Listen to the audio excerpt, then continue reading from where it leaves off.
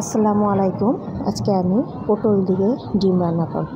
অনেকে পটল খেতে চান না, কিন্তু এভাবে যদি একবার পটল রান্না করে খান বারবার খেতে মন চাবে। প্রথমে আমি ডিমগুলো সিদ্ধ করে নেব। আমি একটি পাতিলে পানি দিয়ে চুলায় দিয়েছি ডিমগুলো সিদ্ধ করার জন্য। পানিটা পলক আসলে সামান্য পরিমাণ লবণ দিয়ে দেবো, এতে ডিমটি দ্রুত খোসা ছাড়ানো যাবে। তারপরে আমি নিয়ে নেব কিছু পটল এবং আলু।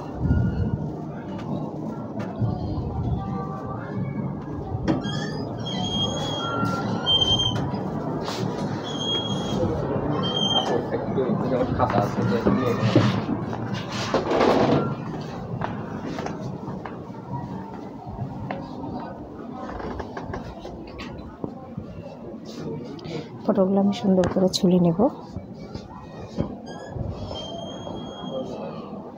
এখন আমি সুন্দর করে পটলগুলো ছুলে নিচ্ছি। এভাবে আমি সবগুলো পটল ছুলে নেব। তখন আমার সবগুলো পটল ছোলা হয়ে গেছে, খোসা ছাড়ানো হয়ে গেছে। এবার আমি ডিমগুলো খোসা ছাড়িয়ে নিয়েছি। খোসা ছাড়ানোর পরে আমি ডিমগুলো একটা চাকু দিয়ে সুন্দর করে ফালি করে নেব। তখন আমি চাকু দিয়ে সুন্দর করে চিড়ে নিচ্ছি, এতে ভাজতে গেলে ফুটে উঠবে না। তারপরে আমি একটি কড়াই গরম করে নিয়েছি। তারপরে সামান্য পরিমাণ তেল দিয়ে দিলাম। তেলটা গরম হয়ে গেলে আমি এরপরে সামান্য হলুদ দিয়ে দেব আর লবণ দিয়ে দেব। এতে ডিমটা ভাজার সময় কড়াইয়ে লেগে যাবে না। ডিমগুলো আমি একে একে দিয়ে দিলাম।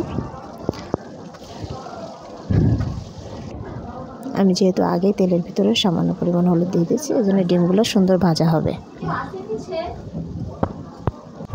ডিমগুলো সুন্দর করে ভেজে তুলে রাখবো। তুলে রেখে ওই তেলের পরে পটলগুলো ভেজে নেব।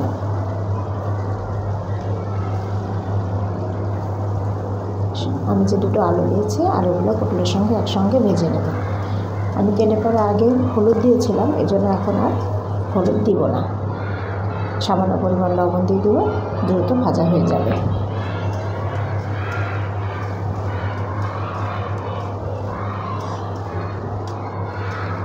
এই যে আমার ভাজা প্রায় হয়ে গেছে, এটা আমি এখন তুলে রাখবো।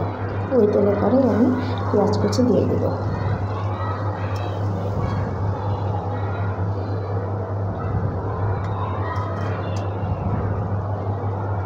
পেঁয়াজ কুচির পরে আমি সামান্য পরিমাণ লবণ দেবো। পেঁয়াজটা দ্রুত ভাজা হয়ে যাবে।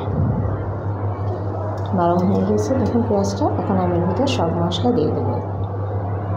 আদা বাটা, রসুন বাটা, জিরে বাটা, হলুদের গুঁড়া, মরিচের গুঁড়া, ধনিয়ার গুঁড়া। আমি সামান্য পানি ওই মশলার পাত্রে ধুয়ে দিয়ে দেব। এবার সুন্দর করে মশলাটা কষিয়ে নেব। মশলাটা বেশি কষাইতে হবে। আর একটু পানি দিয়ে দিলাম, যেহেতু আমার পটলগুলো ভাজা। দেখুন আমার মশলা কষানো হয়ে গেছে। এবং ভাজা পটল আর আলুটা দিয়ে দেব। সুন্দর করে নেড়ে চেড়ে কষিয়ে নেব।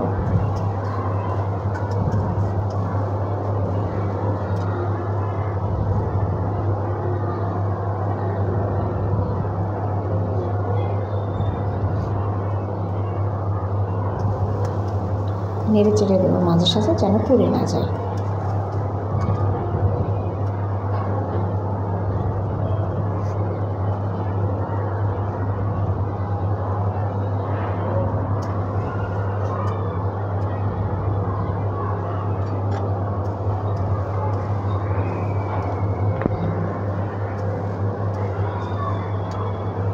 যেমন কষানো প্রায় হয়ে গেছে।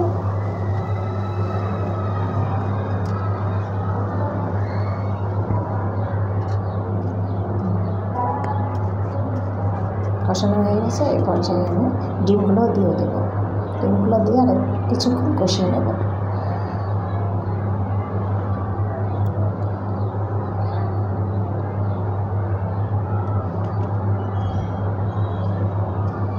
এবার আমি ফুটন্ত গরম পানি ঢেলে দেব।